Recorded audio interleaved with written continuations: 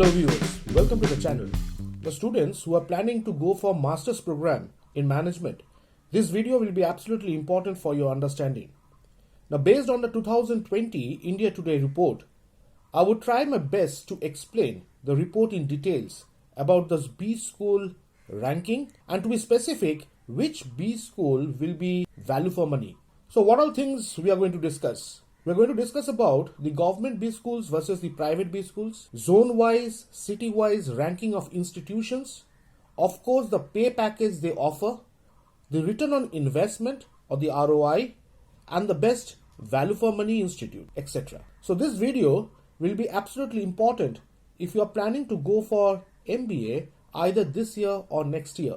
Now Indian B schools are in the midst of a fundamental transformation, partly to adjust to a post-pandemic world, but also to improve infrastructure, pedagogy and career outcomes.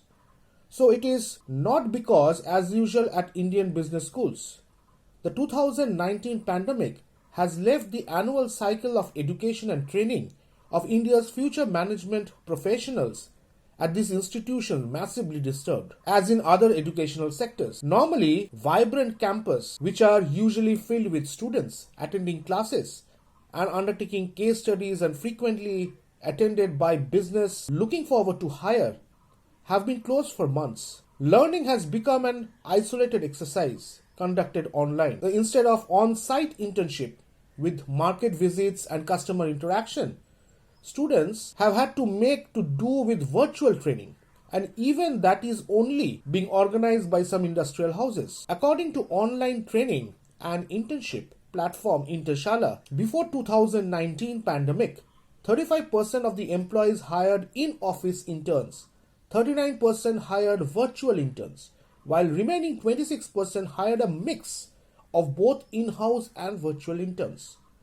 Since the pandemic hit, those numbers have changed to 22%, 63% and 15% respectively. Worst, the disruption caused by the pandemic has not only impacted students, campus life and their internship, with economic activities severely curtailed by the pandemic restrictions impacting job, livelihood and financial security. A sense of uncertainty has gripped among a large number of management students. As the year comes to an end, the campus placement session this year has already started and the virus has shown no sign of retreat. What is even more troubling is that the pandemic arrived at the time when the Indian B schools had begun to show some highly encouraging trends.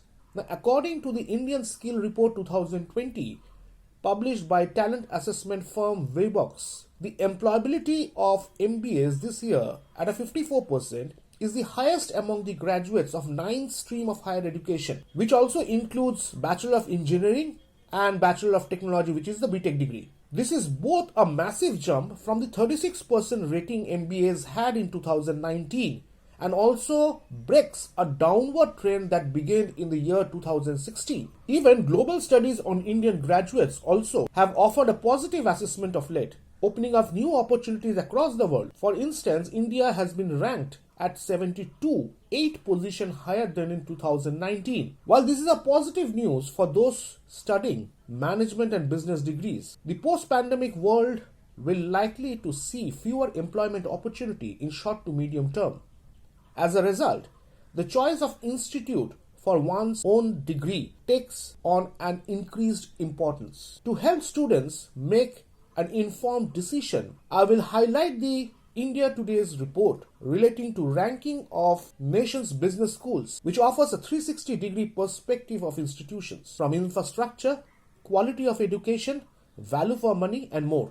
Over the years, the survey that informs this ranking has expanded its scope and analysis to add more value for students. The evaluation is critical because though the Indian B school have improved in recent years, there is a wide range of performance among the institutions, especially given how many there are. For every year, about 4 lakh students graduate from these 3,000 business schools across the country. Bearing the IIMs, which is the Indian Institute of Management, and some legacy private schools, many B schools regularly come in for criticism from experts.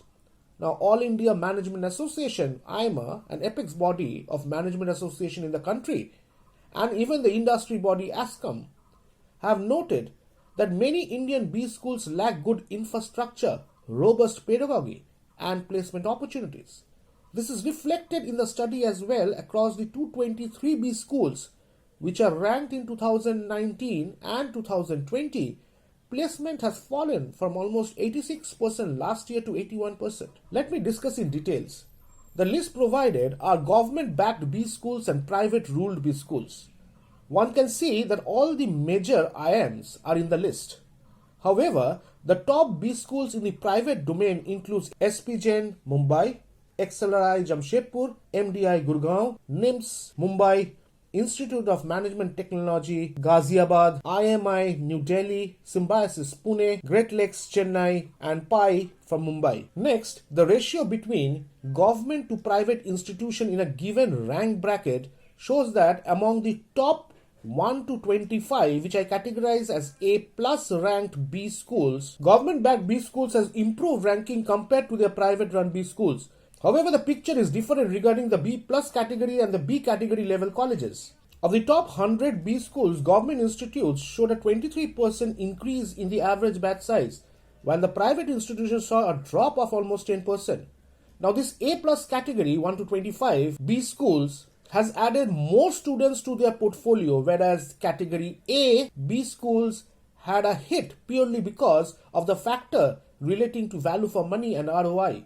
The same is with the lower tier, B category B schools. So more students are joining or rather preferring A plus and B plus colleges, where A plus is 1 to 25 and B plus is somewhere around 50 to 75 ranked colleges. Next, let's identify the top 5 B school zone-wise. If you take the North Zone into consideration, MDI Gurgaon, FMS New Delhi, IIFT New Delhi, IMT Ghaziabad, and IMI New Delhi are the top 5 institutes from North Zone. If you take East into consideration, IIM Calcutta, XLRI Jamshedpur, Indian Institute of Management Shillong, Vinod Gupta School which is IIT Kharagpur, and XIMB which is Xavier's University Bhubaneswar ranks among the top 5 colleges from East. From West you have Indian Institute of Management, SP Jain, IIM Indore, NIMS, as well as National Institute of Industrial Engineering. From South, you have Indian Institute of Management Bangalore, Indian Institute of Management Kozikat, Indian Institute of Management Trichurapalli, Great Lakes, Chennai, and PI from Manipal. To classify it further, the top 3 B schools city-wise. Delhi and NCR region, it's MDI, FMS, and IIFT. From Mumbai, the top 3 are SP Jain, NIMS, National Institute of Industrial Engineering. From Kolkata, the Indian Institute of Management, IEM, and Techno main campus. Rather, from Kolkata, I would have liked to see IMI and ISWBM in the list. From Chennai, Great Lakes, and SRM School of Management. From Bangalore, the Indian Institute of Management Bangalore, Nasimunji, as well as Velinka. From Pune, it's Symbiosis, Institute of Business Management, as well as for the Center of Management and Human Resource Development and its International Business Wing.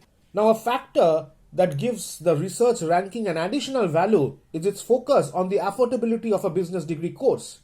To do so, it calculates the return on investment by dividing the average annual starting salary offered at the campus placements of an institute by the course fee they charge.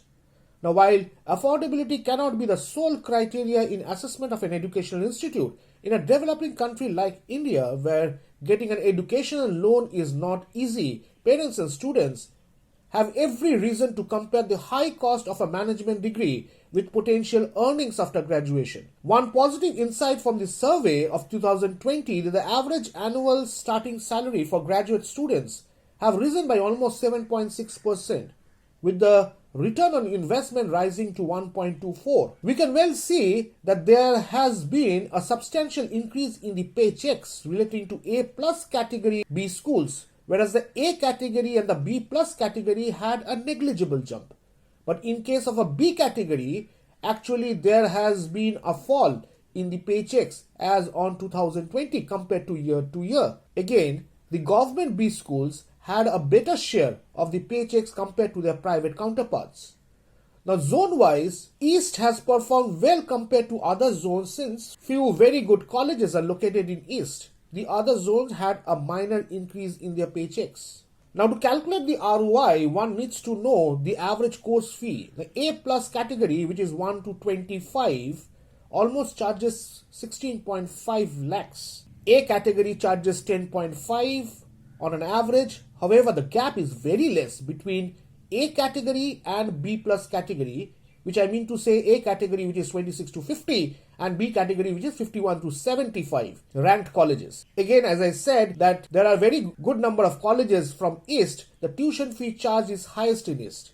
Government-backed B schools and private-run schools, the fees are almost the same. Here comes the question regarding the value for money. Now, what I mean by saying this, the package to tuition fee ratio, the A plus category, which I mean by the top 1 to 25 ranked colleges, shows 1.20 as the average ROI compared to the rest three categories. And secondly, government B schools are way ahead in regards to the average ROI. Now, apart from estimating the value for money, this year's surveys also offers other insight into the trends within the Indian management education sector. For instance, over the past 5 years, the percentage of non-engineering students attending B schools has almost doubled at the top 25 institute, rising from the 16% in 2015 to 29% in 2020. This is particularly in case of A and A plus category B schools, which I mean by the top 1 to 50 ranked B schools, which has witnessed more engineering joining the courses. Further,